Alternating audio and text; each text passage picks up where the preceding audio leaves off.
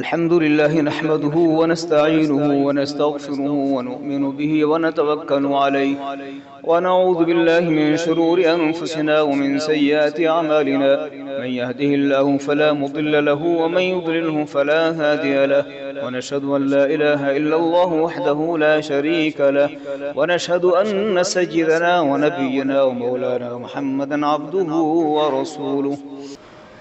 أما بعد، فقد قال الله تبارك وتعالى في القرآن المجيد والفرقان الحميد: فأعوذ بالله من الشيطان الرجيم. بسم الله الرحمن الرحيم.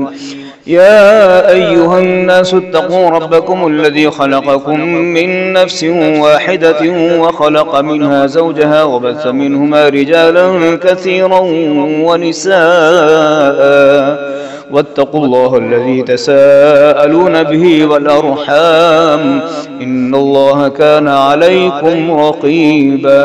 وقال تعالى: يا أيها الذين آمنوا اتقوا الله حق تقاته ولا تموتن إلا وأنتم مسلمون. وقال تعالى: يا أيها الذين آمنوا اتقوا الله وقولوا قولا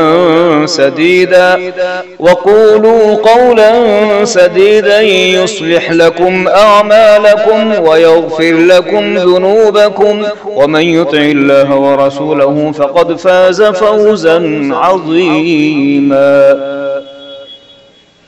وقال رسول الله صلى الله عليه وسلم: النكاح من سنتي.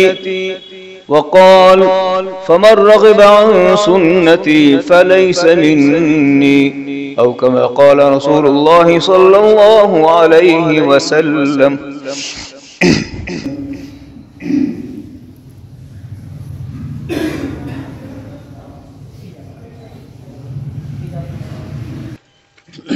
بسم الله الرحمن الرحیم. ایک منٹ میں کر دیتا ہوں. اچھا ہم لکھ دو. بڑھیا ہم کر لیں گے. محمد راشد ہاں نہ کریے تو ہے ہی اصل آپ کا نام لینا.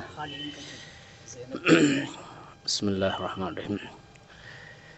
جناب قاری محمد ارشد صاحب کی صاحبزادی زینب کو ایک وکیل اور دو گواہ کی موجودگی میں، دونوں وکیل ایک گواہ بھی یہاں موجود ہیں، نکاح مہر آپ کے 3 تولہ چاندی ہے جو نقد ہے، سونا ہے، 3 تولہ سونا ہے جو نقد ہے.